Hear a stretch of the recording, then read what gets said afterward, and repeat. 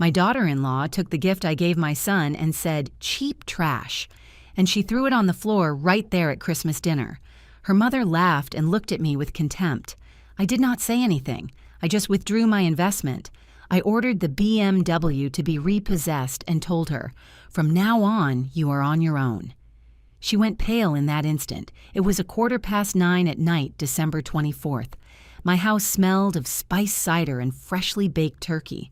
There were 22 people sitting around that table, which I had decorated myself for 3 full days. Golden lights, poinsettias, embroidered tablecloths that I inherited from my mother. And in the middle of all that effort, of all that foolish hope I still kept in my chest, my daughter-in-law took my grandfather's watch, that pocket watch that had survived 4 generations of my family, and tossed it to the ground like it was an empty wrapper. "This," said Valerie, holding the blue velvet box between 2 fingers, as if it burned her.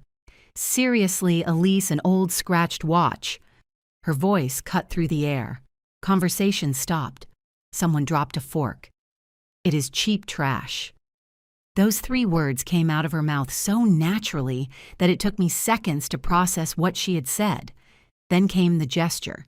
She took the watch, held it up for everyone to see, and let it drop. The noise was dry, final. I looked at my son. Matt was sitting next to her with his eyes glued to his plate. He did not look up. He did not say a word. His hands were shaking slightly, but he did nothing. Nothing. And then I heard the laughter. Grace Valerie's mother covered her mouth with one hand, but she could not contain the cackle. She looked at me from the other side of the table with those small eyes full of mockery. "Oh, Elise," she said between laughs. "Always so cheap. Couldn't you buy something decent for your son? Something that was actually worth it?" I felt the blood rushing to my head. I felt how the air became thick, how every pair of eyes at that table was watching me, waiting for my reaction. My sister Ophelia stood up immediately. "That is enough. Who do you think you are to—" "This is a family matter, Ophelia," Valerie interrupted her coldly. "Do not get involved where you are not called." The silence that followed was worse than any scream. I bent down slowly.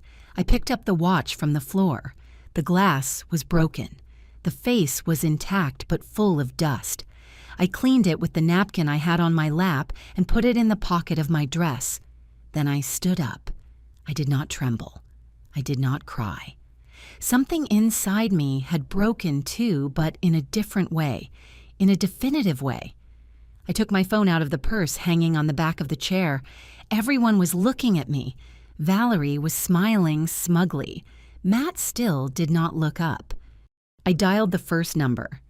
"Good evening, Mr. Sullivan," I said with a calm voice. "I am sorry to call at this hour. I need you to recover a vehicle. BMW 5 Series. License plates GDL 789K. Tonight. Yes. Now." Valerie's smile began to fade.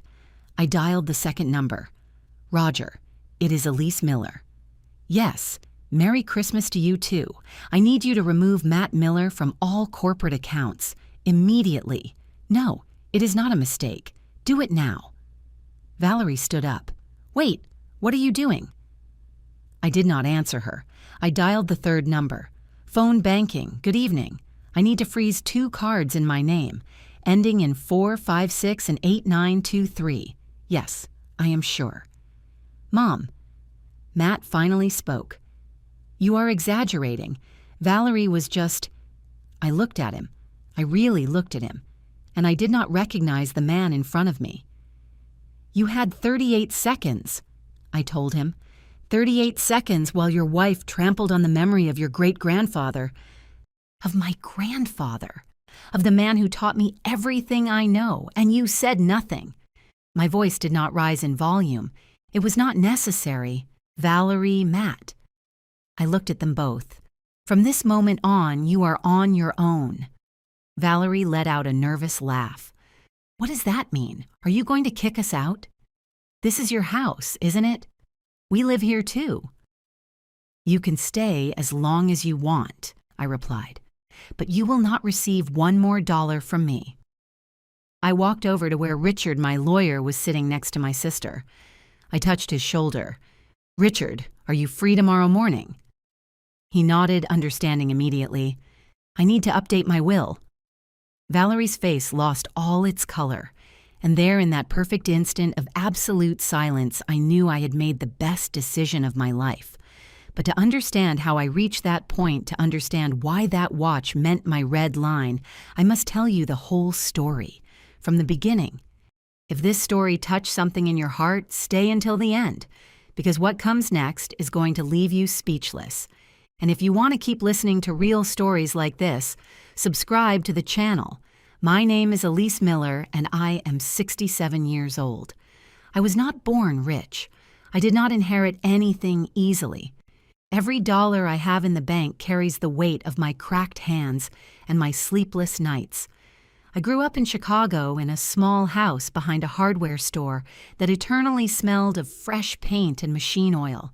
My grandfather Ernest was the owner, a man with huge hands and few words who taught me more with his actions than with his advice.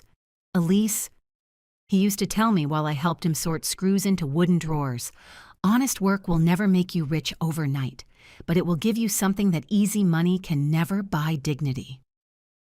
That watch Valerie destroyed in my dining room was his. His father gave it to him when he opened his first hardware store in 1952. He used it every day of his life until he died, and he gave it to me when I was 17 years old. "You have an eye for numbers, sweetheart," he told me on his deathbed. "Take care of this business when I am gone." And I did. I married Robert Miller at 23. He was a good man, hard-working, shy, but consistent. We took charge of the hardware store together, and for 18 years we built something solid, not spectacular, but sufficient. We had a son, Matt, my only son. Robert died when Matt was 14, a massive heart attack while unloading sacks of cement on a Tuesday afternoon. He did not even make it to the hospital. I was left alone with a teenager, a hardware store that was sinking in debt, and a hole in my chest that I thought would never close. For 6 months, I did not know if we were going to survive. The suppliers demanded overdue payments. Customers were going to the big box stores. Matt cried every night asking for his dad. One early morning, sitting in the office of the hardware store, surrounded by unpaid bills, I took my grandfather's watch. I opened it. Inside, he had engraved something I had never paid attention to. "The value is in keeping going when everyone gives up." I closed the account books. I got to work. I renegotiated every debt. I looked for new suppliers. I learned to carry heavy loads myself when there was no money for employees. Matt helped me after school, dispatching nails and organizing the inventory.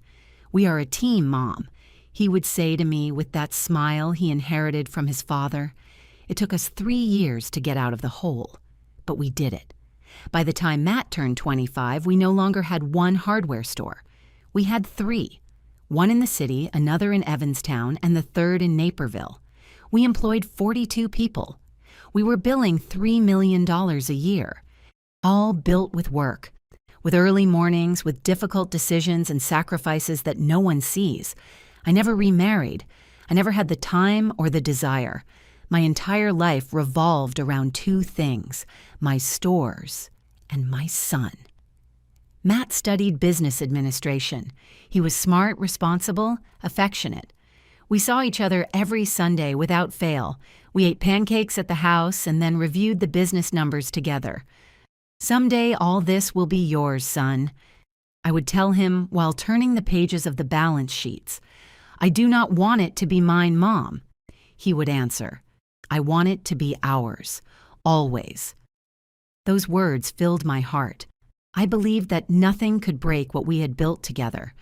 I believed that a son's love was unbreakable. But then she arrived. Valerie Sanders appeared in our lives 4 years ago at a construction materials expo at the convention center. Matt was 33 years old. She was 29, tall, thin.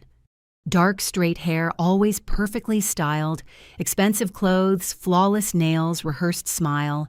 She introduced herself as a brand consultant for family businesses. She had elegant cards and a social media profile full of photos in luxurious restaurants, trips to Caribbean beaches and designer bags. Lifestyle influencer, she called herself, 180,000 followers. Matt was fascinated. I felt something cold run down my spine from the first moment she looked at me. Her eyes evaluated me up and down in 3 seconds, calculating, measuring, cataloging.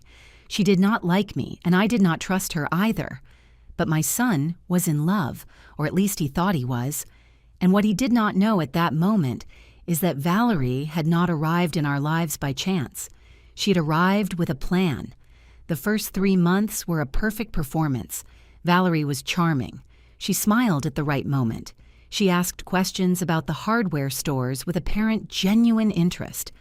She called me Ms. Miller with a tone of respect that I now know was pure theater.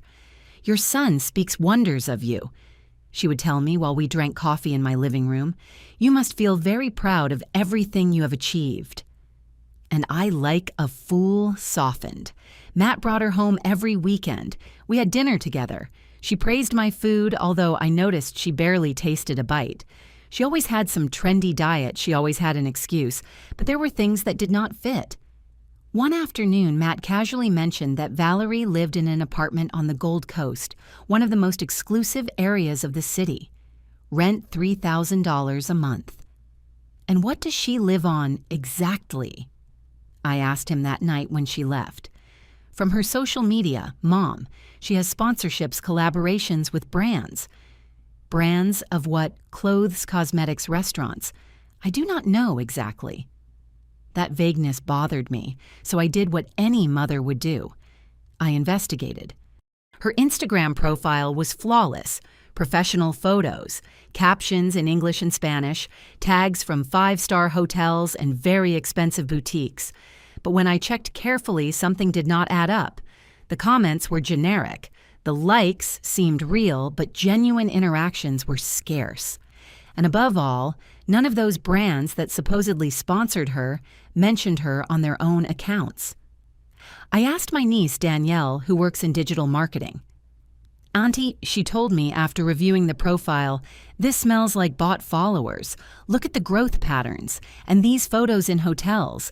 I bet they are from day visits or free trials. This does not generate the money she pretends." That night, I could not sleep. The next day, I invited Valerie to lunch. Just the two of us. "Tell me about your family," I said while we shared some burgers at a place near the store. Her face tensed for a fraction of a second before recovering the smile. "My mom lives in Texas. She is a widow like you. My dad died 6 years ago." "And what does she do?" She is retired. She has her pension." "Siblings?"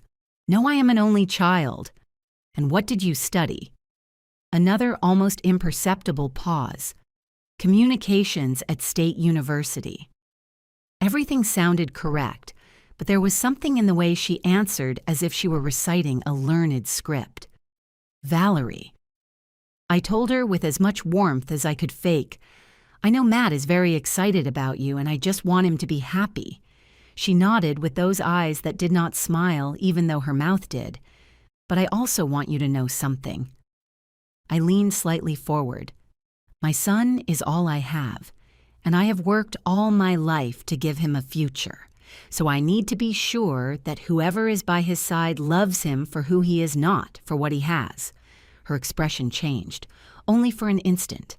A flash of something cold and calculating crossed her gaze.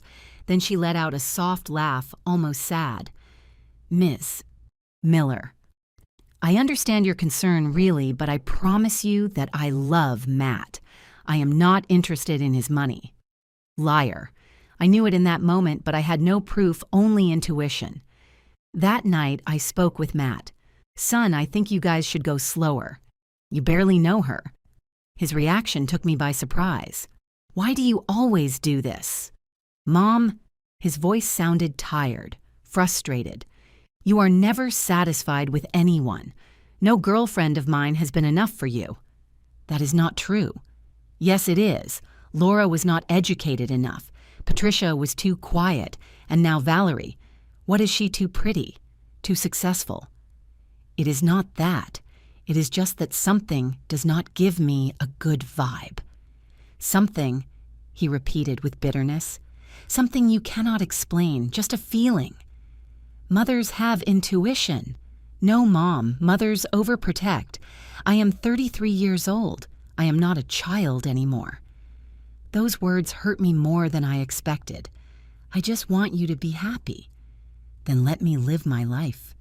He left my house, slamming the door. We did not speak for a week, the longest week of my life. When he finally called me, I heard something different in his voice, something new. Mom, I need to tell you something. My heart stopped. I asked Valerie to marry me, and she said yes. The world tilted under my feet when, last night, I want you to be the first to know. I should have screamed. I should have begged him to wait, but his voice sounded so happy, so excited. Congratulations, son, I murmured. If she makes you happy, then it makes me happy. Another lie, but this time I said it out of love. That night, sitting in my empty kitchen, I held my grandfather's watch between my hands. I do not know what to do, I whispered to the air. I do not know how to protect him without losing him. But it was already too late.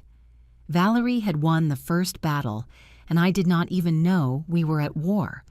Because what would come next was going to teach me that my worst suspicions fell short. The wedding was set for 6 months later, 6 months that Valerie used to transform herself into the perfect bride. She posted photos of her and Matt with mushy captions, "The love of my life, my future forever." Every image calculated to the millimeter. Her followers went crazy. The comments multiplied, and she responded to each one with that fake sweetness that already gave me nausea. But what happened away from the cameras was another story. "Ms. Miller, I need to speak with you," she told me one Saturday morning, appearing at my house without warning. She was carrying a thick folder. She opened it on my dining room table and began to take out papers. I was looking at options for venues for the wedding. Matt and I want something elegant, intimate, special.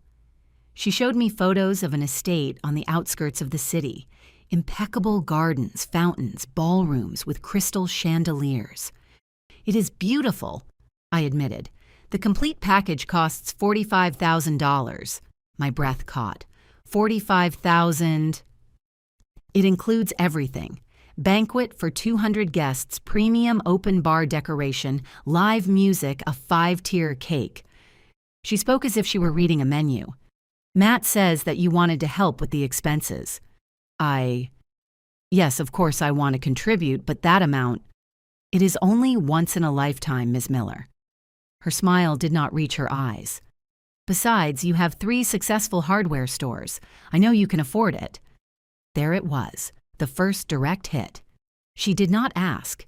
She did not suggest. She assumed. "Let me talk about it with Matt," I said, trying to maintain my composure. "We already talked about it. He agrees. We just need you to confirm." I felt cornered in my own house. In the end, I accepted.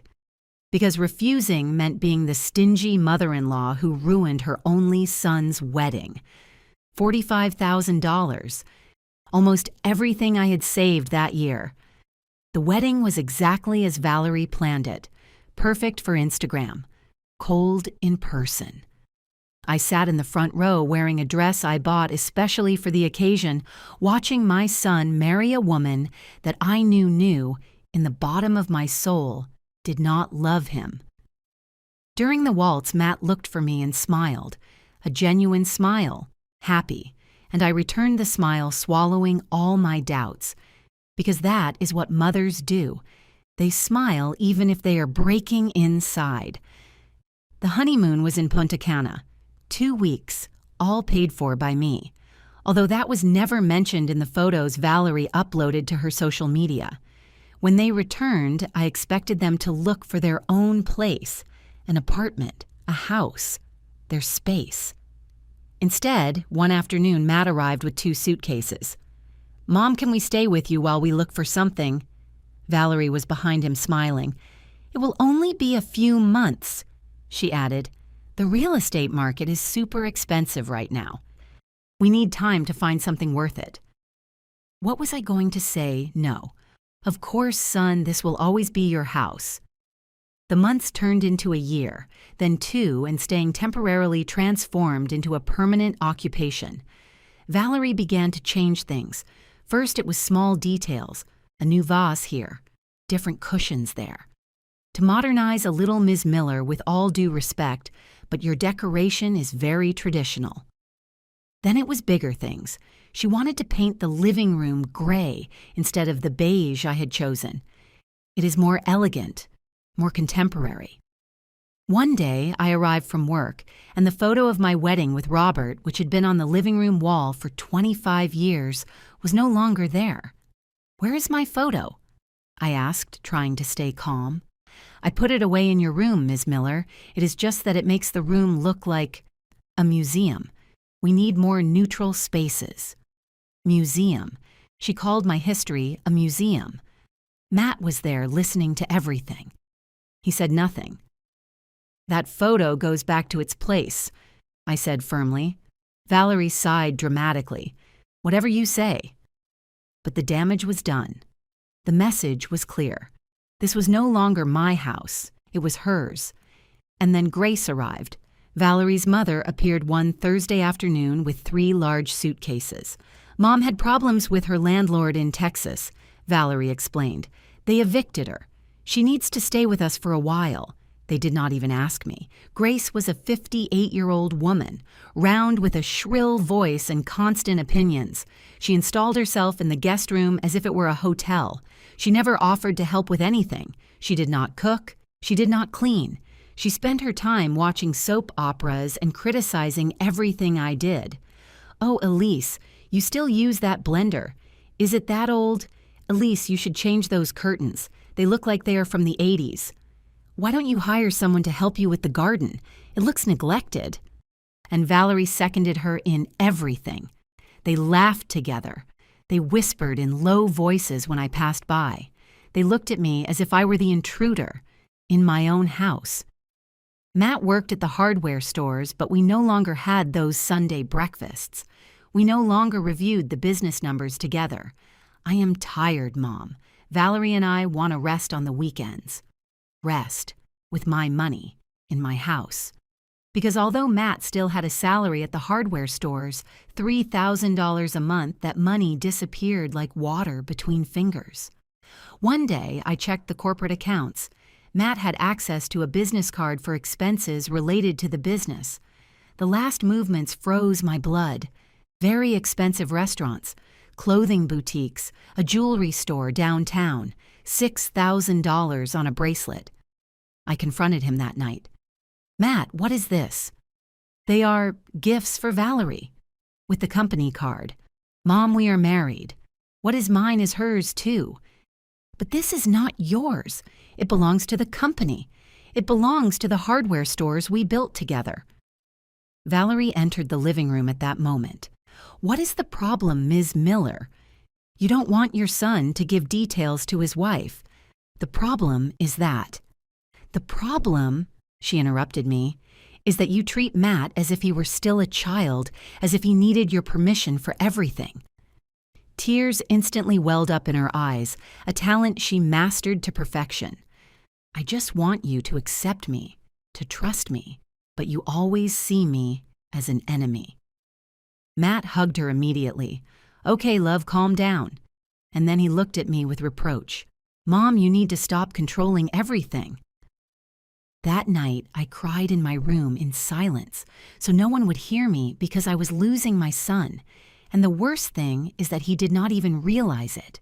The change was so gradual that I almost did not notice it. Like when you boil a frog alive.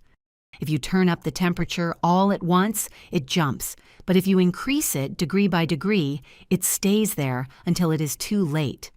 That was how I lost Matt. Sundays had been sacred for 33 years. Since he was a child, we ate breakfast together. Ranch-style eggs, sweetbread pot coffee.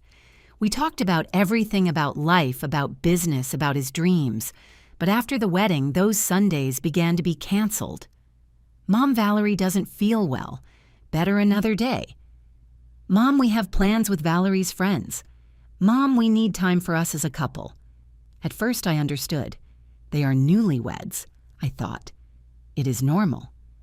But another day never came. The calls also changed. Before, Matt called me every day, just to say hello, to ask me how my day had been. Now, if I did not dial, days went by without talking, and when I did, the conversations were short, cold. Is everything okay, son? Yes, Mom, just busy. Busy with what we can meet, too. We will talk later. I have to hang up. Click. One Saturday, my friend Letitia invited me to lunch. We went to a restaurant downtown, and while we waited for the dishes, she put her hand over mine. Elise, what is happening between you and Matt? Why do you ask? I saw him last week at the grocery store. With Valerie and her mom. I spoke to them. I said hello. Matt barely turned to look at me. And when I mentioned your name, Valerie changed the subject immediately. I felt a lump in my throat. They are very busy, I guess. No, Elise, this is something else. Something is not right. That same night, I decided to do something I had never done. Check Valerie's social media more carefully. There were recent photos, a family gathering in my own house, a dinner with friends, an afternoon of movies in the living room. I was not in any of them, literally, in my house, in events that were organized under my roof, and I did not appear in a single image. I kept checking. I found a complete album titled Family. Valerie with Matt, Valerie with Grace, Valerie with cousins I did not even know, Valerie with friends of both. Not a single photo of me. It was as if I did not exist. I decided to talk to Matt, face to face, without Valerie in the middle. I waited for him one afternoon outside the Evanston store. When he came out and saw me, his expression was not of joy. It was of annoyance. Mom, what are you doing here? I need to talk to you alone. He sighed. Okay, but make it fast because I agreed to pick up Valerie. We went to a nearby coffee shop. I ordered 2 coffees that neither of us touched. Matt, I feel like I'm losing you. Don't start, Mom. Let me finish, please. My voice cracked. We don't talk anymore. We don't see each other anymore. And when we are together, I feel like you are miles away. It is just that you don't make it easy. Me. What did I do? You constantly make Valerie feel bad with your comments, with your looks, with your attitude. What comments? What attitude? She tells me everything, Mom, how you correct her, how you criticize everything she does, how you make her feel she is not enough for me. I stayed mute because none of that was true. Matt, I would never. I know it is hard for you. Okay, I know that for years it was just you and me, but I grew up. I have my own family now, and I need you to respect that. Your own family? I repeated, feeling how the words cut me. And what am I? That is not what I meant. Then what did you mean? He ran his hands through his hair, frustrated. You meant that I am no longer part of your life, that Valerie is your priority. And me, I am just the lady who lives in the same house, the one who pays the bills, the one who keeps the business running while you spend on luxuries. Now you are exaggerating. Exaggerating, Matt, I have covered more than $85,000 in expenses that are not mine. The BMW, the clothes, the trips, the restaurants, the jewelry. I pay for everything while Valerie shows off a life on social media that she does not pay for herself. His jaw tensed. Not everything is about money, Mom. You are right. It is not about money. It is about respect. It is about valuing what one has. It is about... My phone vibrated. A message from my trusted employee, Rosie. Ma'am, Elise. Did you authorize Valerie to use the company truck to go shopping? I felt my blood boil. I showed the message to Matt. Did you also give her access to the vehicles? She is my wife. What is wrong with that? That they are not yours to give away, Matt. They belong to the company. You are impossible. He got up from the table. I cannot talk to you when you are like this. Like this. How defending what I built with my own hands. Controlling, manipulating. making everyone feel guilty. Those words went through me like bullets. I have to go? And he left. I remained sitting in that empty coffee shop, watching my coffee get cold, feeling how everything I had built was crumbling. 2 weeks later, I discovered something worse. Danielle, my niece, sent me screenshots, Instagram stories of Valerie that were only visible to close friends. In one of them, she was in my living room with Grace and 2 friends of hers, glasses of wine in hand. The text said, "When your mother-in-law goes to work and you can finally breathe." The comments were worse. "Oh, friend, what patience you have. Just kick her out of her own house, ha ha ha ha. Let her go to a nursing home, she already served her time." And Valerie had reacted with laughing emojis to every comment. I cried so much that night I thought I was going to dehydrate, but the worst was yet to come. One afternoon, I arrived home early. I had closed a big sale and wanted to share the news with Matt. I thought maybe we could reconnect. Upon entering, I heard voices in the kitchen. Valerie was on a video call. She had the speakerphone on. "I can't take it anymore here, I swear," she was saying with a tired voice.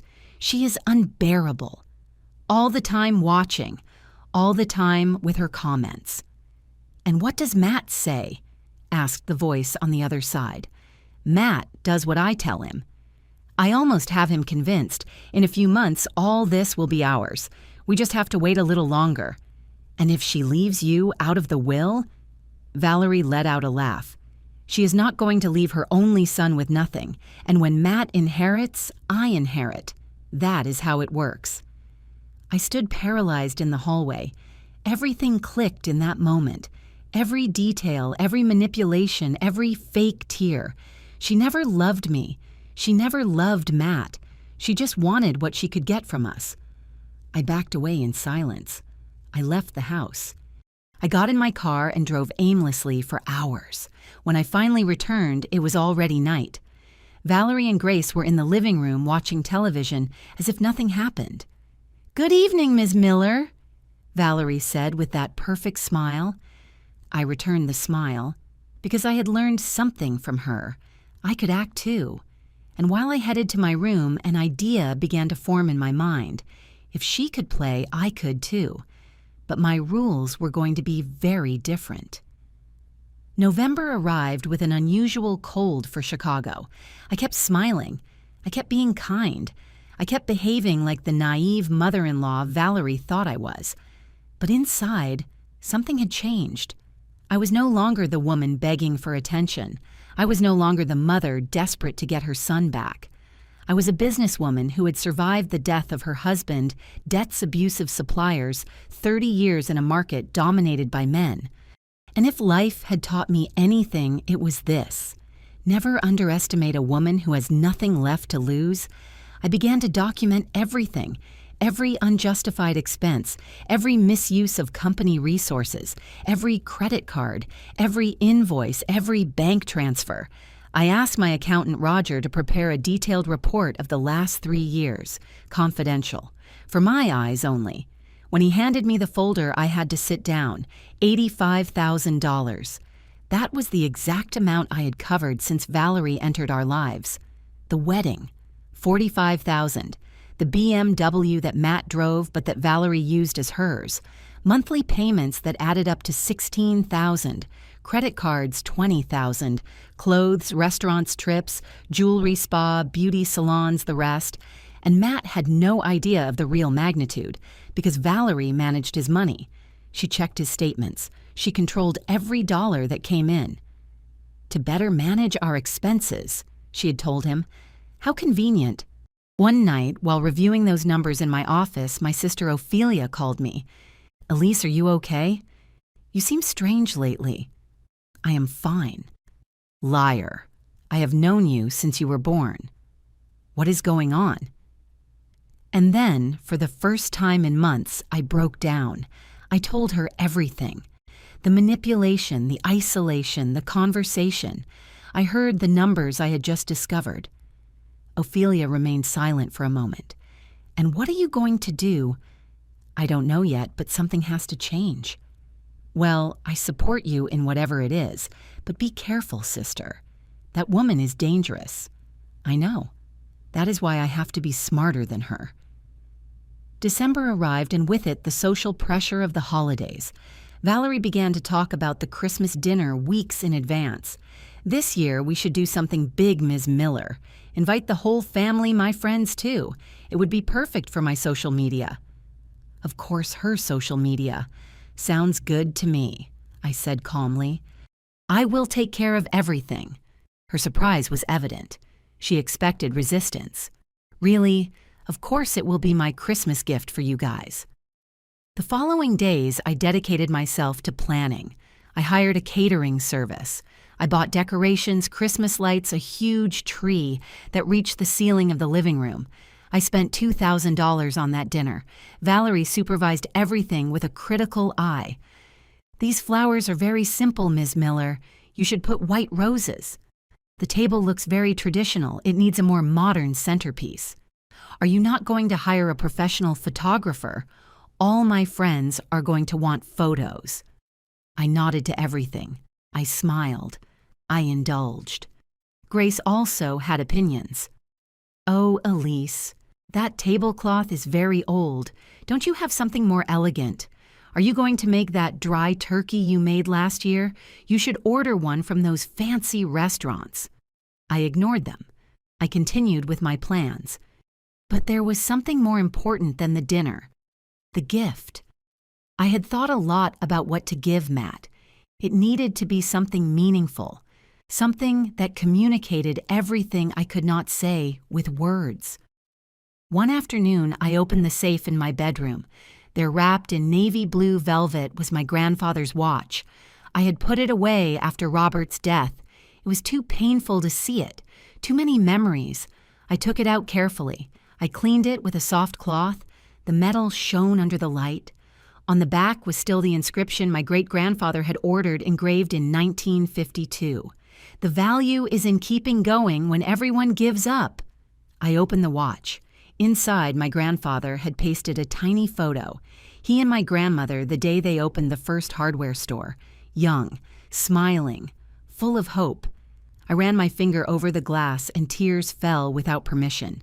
This watch had seen 4 generations of honest work, of early mornings, of sacrifices, of dignity. And now I would hand it to the 5th generation, to my son, as a symbol of forgiveness, of continuity, of faith that I could still get him back. I bought a new box, of walnut wood with brass hinges. I had the interior lined with wine-colored silk, and I wrote a letter. Matt, this watch belonged to your great-grandfather Ernest, then to your grandfather, then to me, and now it belongs to you. Every scratch on its surface tells a story. Every mark is a day of work. Every second it marks is a heartbeat of our family. I give it to you not because it is valuable in money. I give it to you because you are the continuation of everything they built. You are my pride. You are my legacy, and no matter what happens, you will always be my son. With all my love, Mom. I folded the letter and placed it inside the box next to the watch. The night of December 23rd, I could not sleep. Something in my chest told me that something was going to go wrong. A hunch, a feeling. I got up at 3 a.m. and walked through the house in silence. Everything was ready. The table set, the lights on, the gifts under the tree. I stopped in front of a family photo that still hung in the hallway. Matt was 12 years old. Robert was hugging me by the waist. The 3 of us were smiling. Give me strength, I whispered, because I think tomorrow everything is going to change. I did not know how right I was. The morning of the 24th arrived cold and cloudy. Valerie came down to breakfast in a fitted red dress, heels, perfect makeup, at 9 a.m. Today is going to be epic, she said while taking a photo in front of the tree. I can feel it. Grace appeared behind her, laughing at something on her phone. Matt came down last. He looked tired, haggard. Good morning, Mom. Good morning, son. I wanted to hug him. I wanted to tell him so many things, but I just smiled at him. Ready for tonight.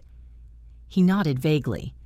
And while I watched the three of them laughing in the living room, oblivious to them as always, I held the box with the watch between my hands. I did not know that in a few hours that piece of metal and memories was going to become the line that would separate my life into a before and an after. That night everything I had endured in silence was going to explode. That finally I was going to defend myself, and that when I did, there would be no turning back. The guests began to arrive at 7 in the evening. My sister Ophelia was the first.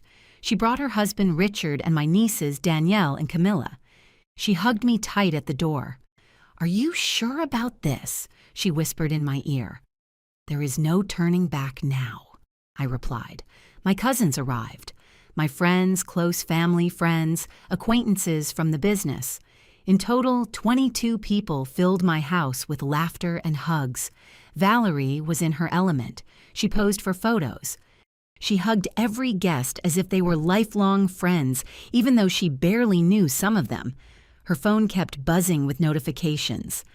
"I am uploading everything live," she told one of her influencer friends whom she had also invited. "My followers are going crazy with the decoration." Grace walked around the living room with a glass of wine, opining on everything. "Oh, but how pretty this turned out, although I would have put the lights differently. More modern, right?" I breathed deep. I smiled. I served drinks. At 8, we sat down to dinner. The table was beautiful, I have to admit. White porcelain plates, silver cutlery, crystal glasses reflecting the tree lights, the turkey in the center golden and steaming. Matt sat on my right, Valerie next to him, Grace across from me, because of course she had claimed that spot. Before starting, I said, raising my glass, "I want to thank everyone for being here. Family is the most important thing we have, and tonight we celebrate that." "Cheers," everyone said in unison. Valerie looked at me. There was something strange in her expression, as if she were evaluating me. The dinner proceeded normally, cross-conversations, laughter, Christmas music in the background. But I barely tasted a bite. My stomach was closed. My hands were sweating under the napkin I had on my lap because I knew what was coming. At 9:30 after dessert, Valerie tapped her glass with a spoon. "It is time for gifts," she announced with enthusiasm. "I want to start." She got up and took several boxes wrapped in gold paper from under the tree. "This is for you, Ms. Miller," she said, handing me one. I opened it. It was an apron with the phrase, "the best mother-in-law in the world." The laughter was uncomfortable. Ophelia looked at me with narrowed eyes. "Thank you," I said, putting it away. Valerie handed out more gifts. For Matt, an Italian leather wallet. For Grace, an expensive perfume. For her friends, brand name cosmetics. Everything was bought with money she had not earned. Then it was my turn. I had bought gifts for everyone. There were cashmere pashminas, silk ties, select wines, and jewelry that was simple yet elegant. When Valerie opened her gift, a Cartier bracelet that cost $5,000, her reaction was lukewarm. "Oh, thanks, I guess," she added. "It is cute." She did not even put it on. Grace opened her cashmere pashmina worth nearly $1,000, glanced at it briefly, and left it on the table without even taking it out of the packaging. "How thoughtful," she mumbled without emotion. I felt the first sting of rage, but I swallowed it. Finally, I took out the walnut box. The entire living room went silent when I placed it in front of Mike. "This is for you, son." He took it carefully. His fingers traced the polished wood. "Mom, the box is beautiful. Open it." He did so slowly. First, he took out the letter. He read it in silence. I saw his eyes getting moist. Then he took out the watch. "Mom," his voice cracked, "is this Grandpa Ernest's watch? It belonged to him, to my grandfather, and to my father. Now it is yours." I explained the history to him, every generation that had worn it, every sacrifice it represented, every early morning, every difficult decision. This watch saw the birth of the hardware stores. It saw your father grow up. It saw you being born. And I want you to wear it remembering where you come from, remembering that everything we have was built with hard work and dignity. Mike held the watch with both hands. Tears were running down his cheeks. It is the best gift you have ever given me, Mom." He stood up to hug me, and then Valerie spoke. "Can I see it?" Mike, still emotional, passed it to her. Valerie took it. She examined it, turning it over. She frowned. "Is this a Rolex and Omega?" "No," I replied. "It is a Longines from 1952. They do not make that model anymore." "And how much is it worth?" The question hit me like a slap in the face. "It is not about how much it is worth, Valerie. It is just that it looks very old," she interrupted. "And it has scratches all over it." She held it up for everyone to see. "I mean, it is nice for a museum, I guess. But as a Christmas gift—" The air grew thick. "What are you saying?" Mike asked softly. Valerie let out an uncomfortable laugh. "Do not get me wrong, babe. I know it has sentimental value, but it is just—" She looked directly at me. "Seriously, Eliza, an old scratched watch, is that the best you can give?" "Valerie," Mike warned, but she did not stop. "I mean, you have 3 successful hardware stores. You have money to give me a Cartier bracelet, but for your only son, you give him cheap trash, cheap trash." Those words left her mouth and floated in the air like poison. I felt every pair of eyes at that table drive into us. "That watch," I said with a trembling voice, "has more history than anything you have ever owned in your life." "History does not pay the bills," she responded coldly, and then she did it. With a quick, almost theatrical movement, she let the watch drop. The sound of metal and crystal shattering against the wooden floor resonated like a gunshot. Absolute silence. No one breathed. I looked at the watch on the floor. The crystal broken into pieces, the face down, and something inside me turned off. Grace was the next to speak. Through laughter, loud, mocking laughter. "Oh, Eliza, always so dramatic. Could you not buy something decent? Something that was actually worth the trouble for your son?" She covered her mouth with her hand, but her eyes danced with satisfaction. Ophelia stood up immediately. "That is enough. Who the hell do you think you are?" "Sit down, Ophelia." Valerie cut her off. "This is a matter between immediate family. Do not meddle where you are not called." I looked at Mike, my son, my only son. He was looking at the watch on the floor. His hands were shaking. His breathing was agitated. "Mike," I said softly, "say something."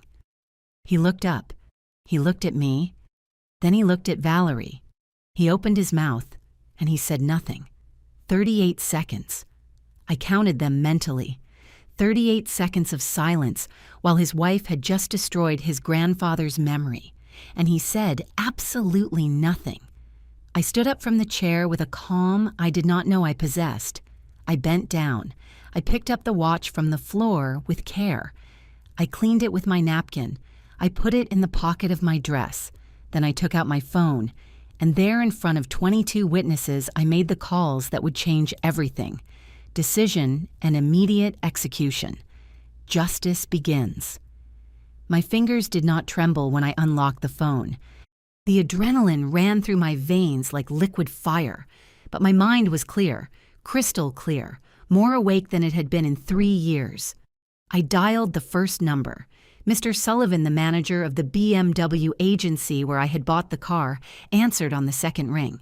"Mr. Sullivan, good evening. This is Eliza Montgomery." "Mrs. Montgomery, what a surprise. Merry Christmas." "Same to you. I apologize for calling at this time, but I need you to repossess a vehicle. BMW Series 5, model year 2023, license plate GDL 789K. Silence on the other end. "Repossess? Was there a problem?" "I am the title holder, and I want you to pick it up tonight. Right now, if possible."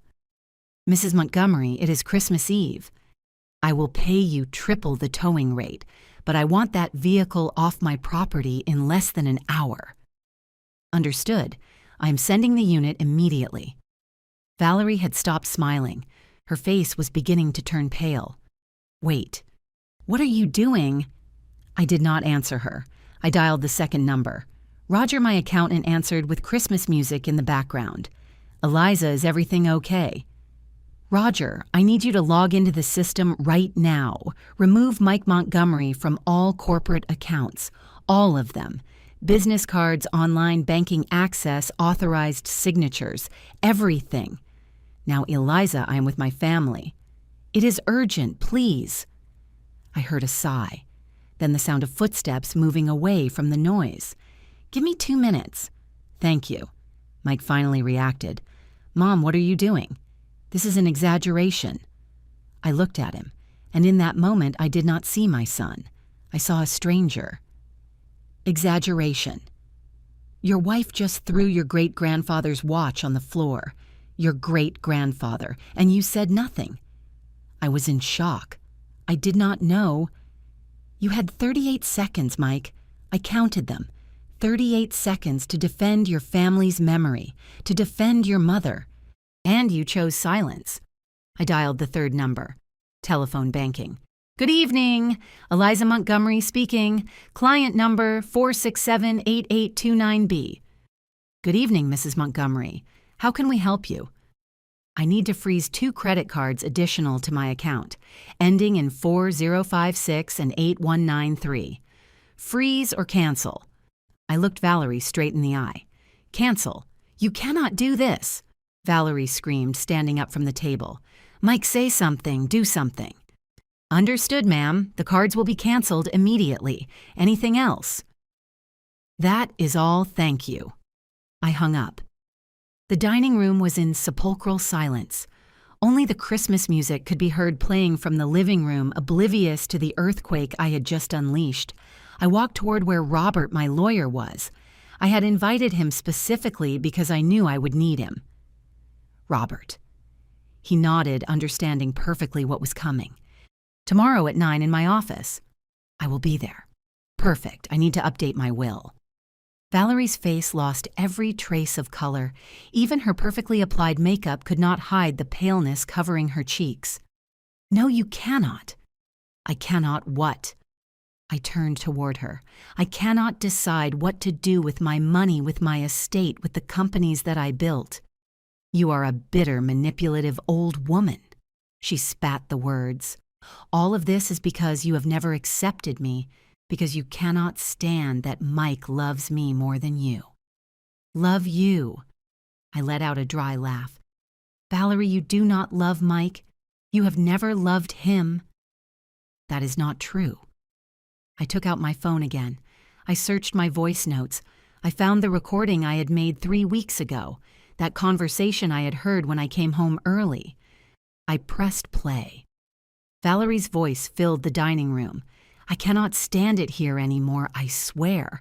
It is unbearable, watching all the time, always with her comments. And what does Mike say? Mike does what I tell him. I almost have him convinced. In a few months, all this will be ours. We just have to wait a little longer. And what if she leaves you out of the will? Valerie's laugh in the recording was the worst part.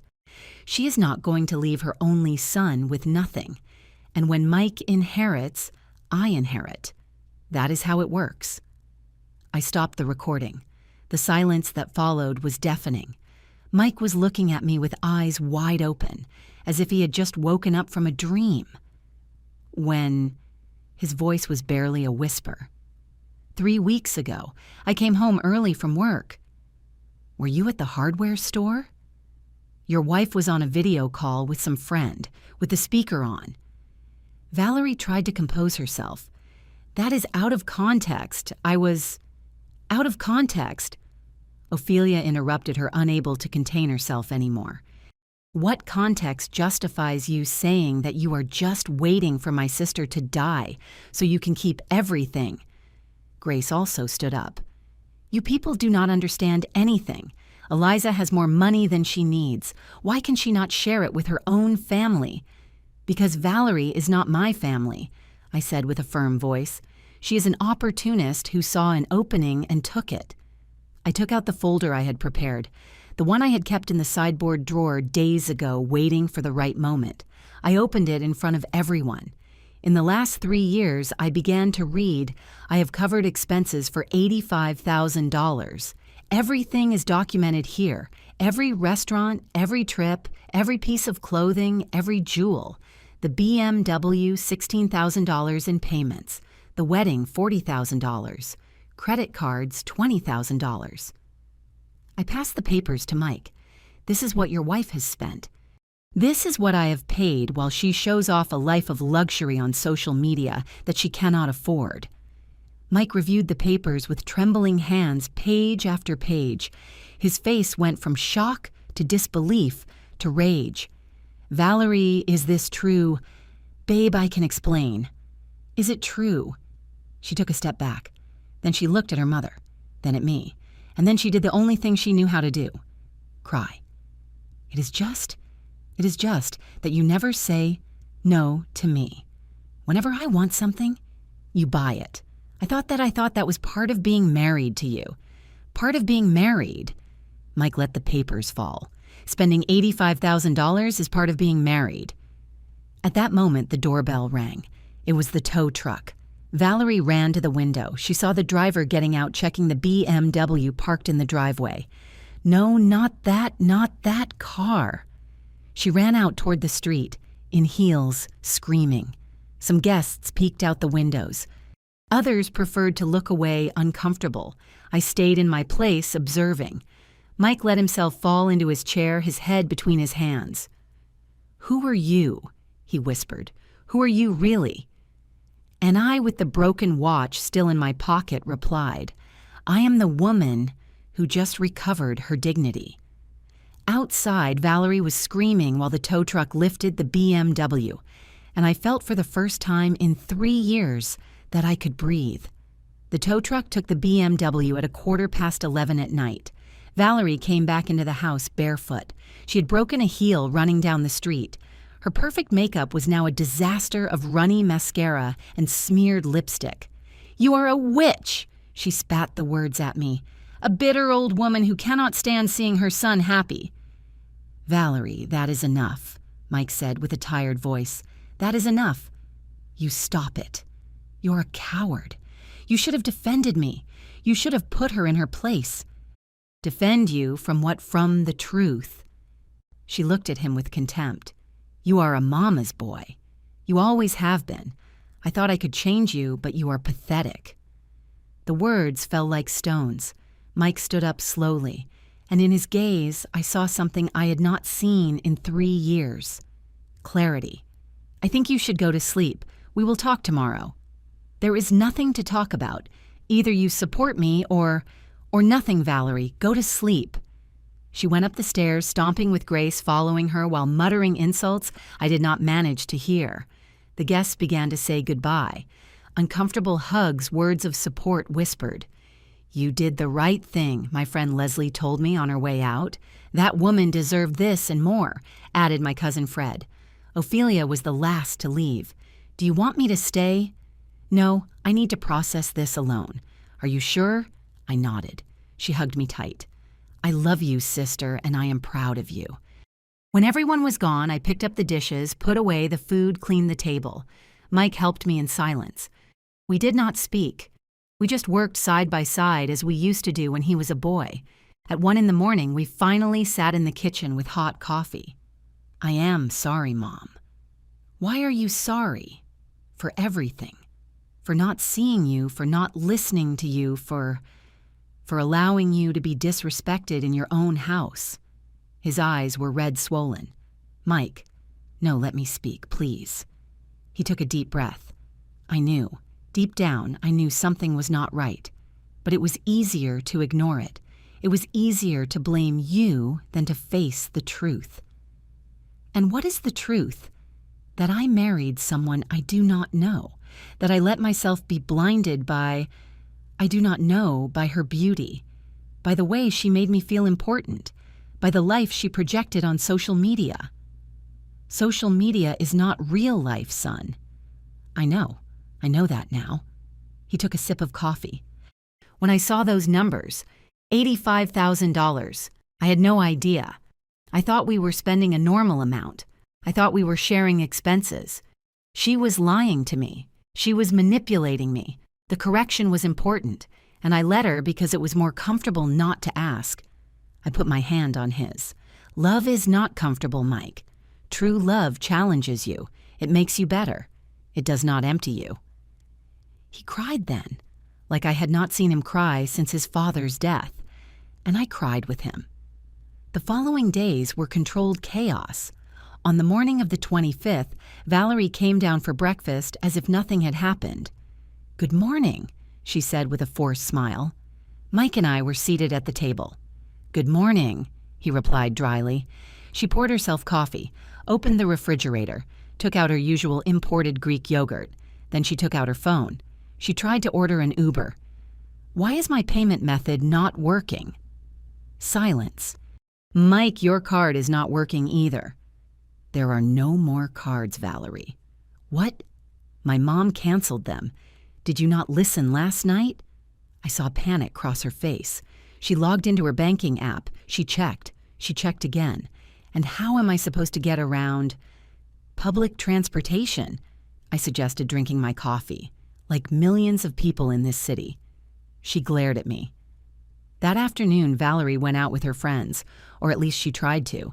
They picked her up in a car. They went to a restaurant at the upscale mall, one of those places with tiny plates and ridiculous prices. But when the bill arrived, her card was declined. "It must be a mistake," she said nervously. "Try this other one." Declined as well. One of her friends had to pay, with a tight smile and a "don't worry" that sounded like the complete opposite. Danielle told me later. She found out because Valerie's friend posted a story on Instagram. A photo of the receipt with the text, "When you invite a friend to lunch and she forgot her wallet." Valerie lost 200 followers that day. On December 26th, she tried to go shopping. She'd seen a dress in an exclusive boutique days before. She had it on hold, $350. When she arrived to pick it up, all her cards were declined. "I am sorry, ma'am. If you cannot pay today, we will have to return it to the sales floor." The humiliation was public. There were other clients. They recognized her from Instagram. The whispers began immediately. That night, she came home furious. "This is abuse, financial abuse. I can sue you." "Sue me," I replied without looking up from my book. "With what money are you going to pay the lawyer? That part I do not know." Mike was in his room. He did not come down to defend her. On the 27th, Grace tried to mediate. "Eliza, let us be reasonable. You are family. We all make mistakes. All of us, or just your daughter." Valerie is young. She is impulsive, but she loves Mike. Valerie loves what Mike can give her. There is a difference. "You are very hard, and you people are very opportunistic." Grace was offended. She went up to her room, stomping like a spoiled child. That night, I heard Valerie and her mother arguing. "The walls of my house are thick, but their screams cut through everything. You promised me this was going to work, and it would work if you were not so stupid. I told you not to provoke her. She provokes me with her attitude. Now what are we going to do? We have no money." Interesting. We have no, plural. On the 28th, I observed something revealing. Valerie began to delete photos from Instagram. The ones of the BMW, the ones of expensive restaurants, the ones of the boutiques. Her carefully curated aesthetic was starting to crumble, and her followers noticed. No more luxuries. What happened to the car? "You look different lately." Every comment was a small wound to her inflated ego. On the 29th, Mike and I went to the hardware stores, all three of them. We reviewed inventory, checked accounts, spoke with employees. Rosie, my trusted manager, took me aside. "Mrs. Montgomery, it gives me pleasure to see you around here, and it gives me more pleasure to see young Mike working for real." "What do you mean?" "It is just that before, let us say, he came around little, and when he came, it was more to give orders than to work." Mike heard from afar. I saw how it hurt him. That night during dinner, he asked me, "Can I Can I start over in the hardware stores? Learn from the bottom as I should have done from the beginning? My heart swelled. I would love that son. Valerie came down just at that moment. From the bottom? Are you crazy? You are the owner's son. Exactly, Mike said. I am the son, not the owner, and I need to earn that place. This is ridiculous. Your mom is brainwashing you. My mom is opening my eyes. She let out a hysterical laugh. You know what? Do what you want. I am leaving. Where to? Anywhere far from this madhouse. She went up. She packed a suitcase. She came down with Grace following her. We are going to a hotel. With what money? I asked. She stopped. Her face fell apart, remembering she had no access to anything. She took out her phone. She called someone. She waited. Lupe, it is Val. Hey, can you lend me money for a hotel just a few nights while… Hello, Lupe. They had hung up on her.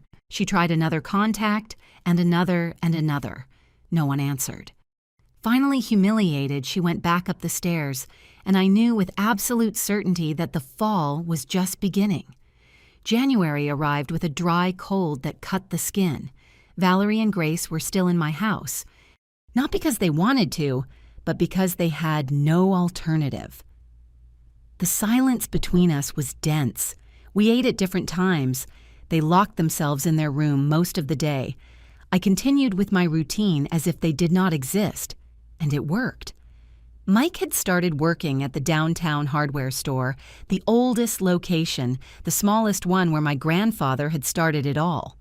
I want to learn from where you learned, Mom, he had told me. I put him to carry boxes, to attend to customers, to sweep the warehouse, to do inventory. He left every day at 6 in the morning. He returned at 7 in the evening, exhausted with dirty hands, with clothes stained with dust and paint. Valerie saw him arrive and wrinkled her nose. I cannot believe you have lowered yourself to this. I did not lower myself. I elevated myself, he would reply before going to shower. One afternoon in mid-January, Valerie came down with a proposal. I need to talk to you, Eliza. It was the first time she called me by my name without Mrs. in front. Interesting. Speak. Look, I know things went wrong and I recognize that I made a mistake. I raised an eyebrow. Valerie admitting a mistake. But we cannot go on like this. This is not sustainable. I propose we make a deal. What kind of deal? You give me a monthly allowance. Not much. Let us say $1,500, and I promise not to spend on unnecessary things. I will be more responsible. I stared at her. And what do I gain with that deal? Peace, a united family, and I will try to be a better daughter-in-law. I smiled, not with kindness, with pity. Valerie, do you really believe your problem is solved with money? Everything is solved with money. There is your mistake.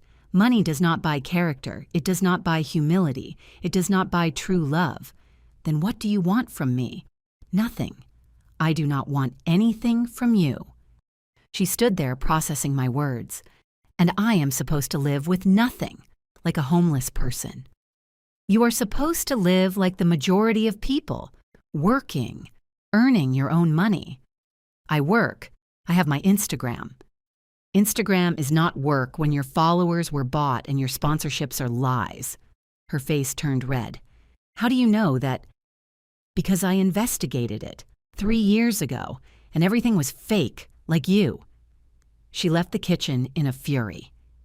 2 days later, I found Valerie crying in the living room. Not tears of manipulation this time. Real tears. It is over, she murmured, looking at her phone. What is over? Everything. They canceled me. On social media. Someone uploaded a video of when my cards were declined at the restaurant. Another one of the boutique. Someone else spoke about the tow truck taking the BMW at Christmas. She showed me her phone. The comments were ruthless. Fraud. Lived off her mother-in-law's money. Fake influencer. How pathetic. I already lost 200,000 followers. She sobbed. Brands are blocking me. No one wants to work with me. And that hurts you more than having hurt the people who opened the doors of their home to you." She looked at me with reddened eyes. "You do not understand. This was my life, my identity. Who am I without this?" "That is exactly the question you should have asked yourself 3 years ago." I sat next to her. Not close, but not far either. "Valerie, do you know what the difference is between you and me? That you are rich and I am not." "No. That I built something real, something with my hands, something that survives beyond likes and followers." "I also built something." "You built an illusion, and illusions always crumble." She wiped her tears with rage. "And now, what are you going to kick me out?" "No, you can stay as long as you need, but with one condition." "Which one?" "That you get a job, real work, and that you start paying your share of the expenses of this house. Work me doing whatever it is, waitress, salesperson, receptionist, whatever you find." It is humiliating." "No. Humiliating is living 3 years off someone else's effort pretending that you earned it." She got up from the sofa and went up the stairs, but something had changed in her posture. Something small, almost imperceptible. 1 week later, Valerie got a job at a clothing store in a shopping plaza. Salary, $400 a week. She arrived home the first day with swollen feet, her pride wounded, and an expression I had never seen on her: humility. "It was horrible," she told Mike during dinner. "People are rude, my feet hurt, and the manager treats me as if I were stupid." "Welcome to the real world," he replied while serving rice. "Are you not going to console me?" "Why my mom did this for 30 years. I am doing it now. It is part of life." Valerie looked at me expecting me to say something, to defend her, to pity her. I did not. February brought deeper changes. Grace announced she was returning to her hometown.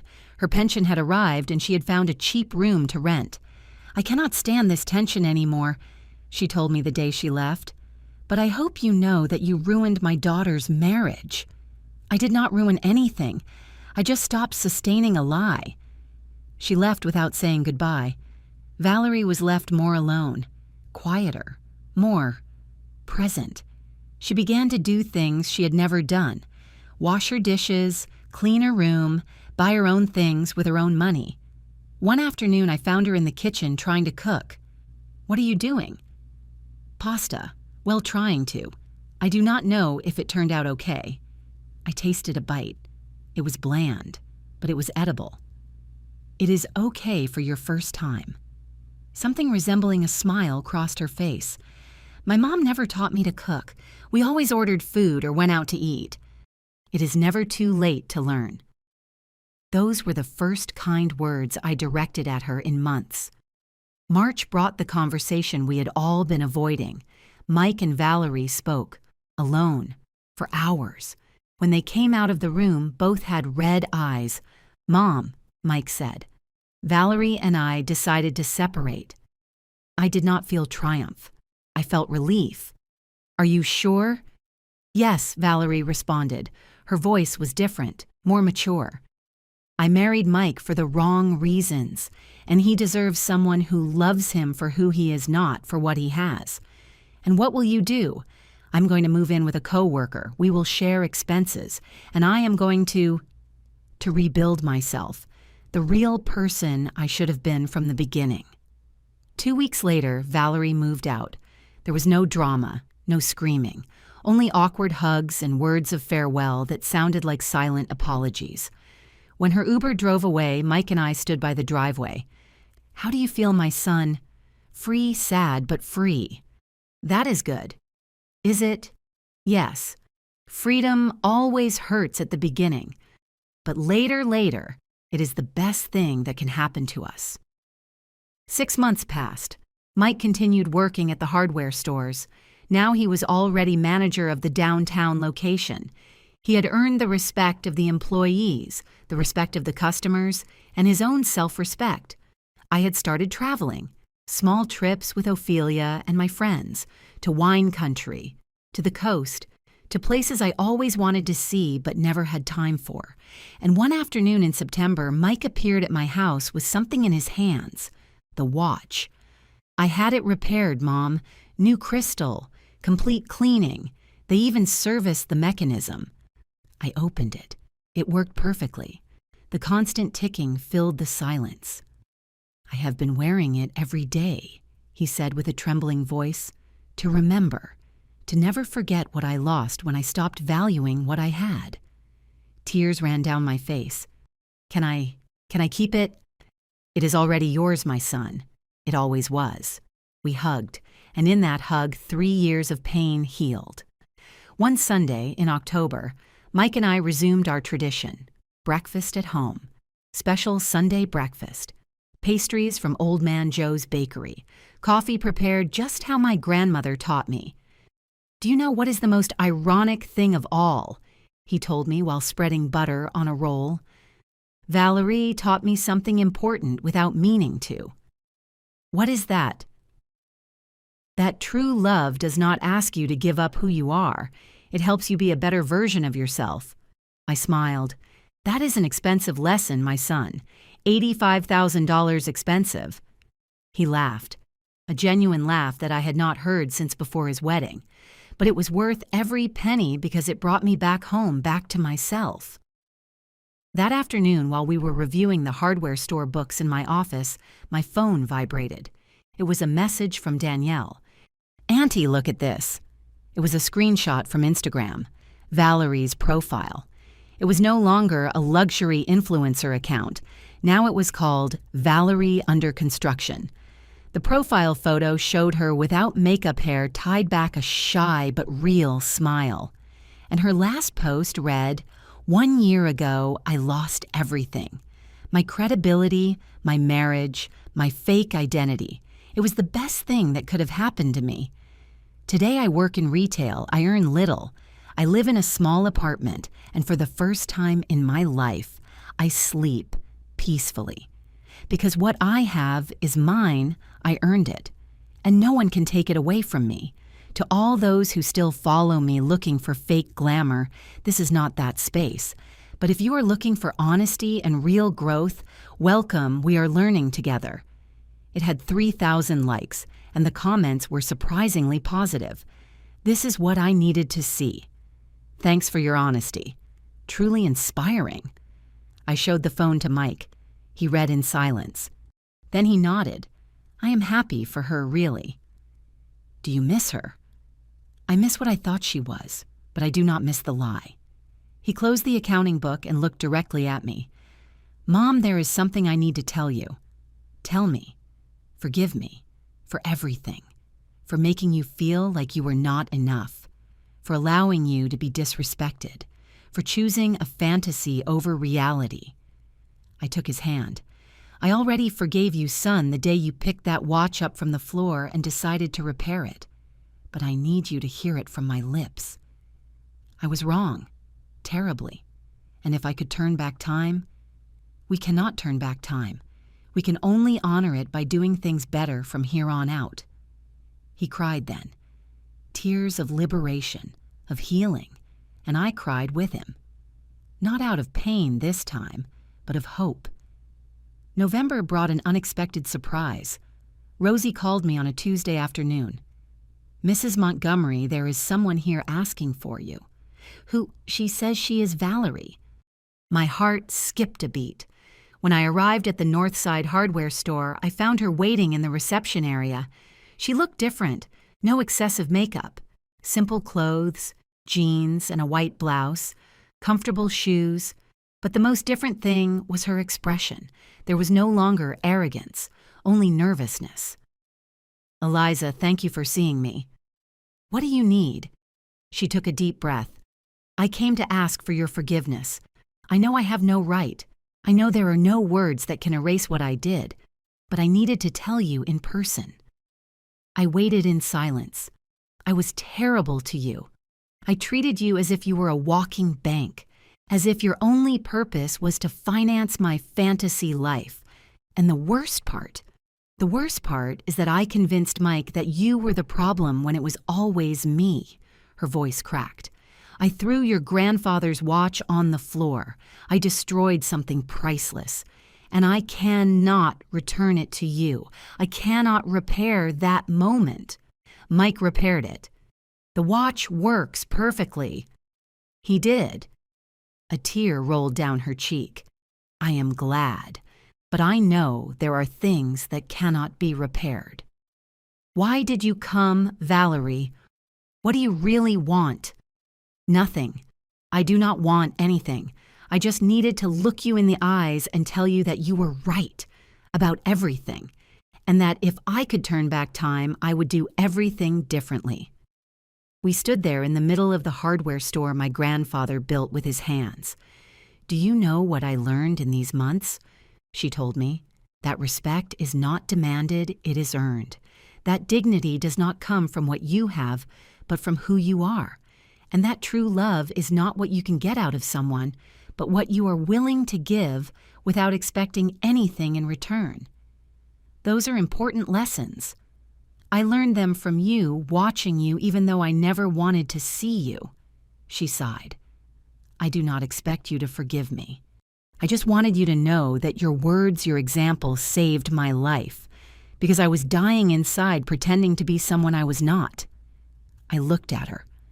Really looked at her for the first time without prejudice or pain, and I saw a young woman who had made terrible mistakes but who was trying to make peace with herself.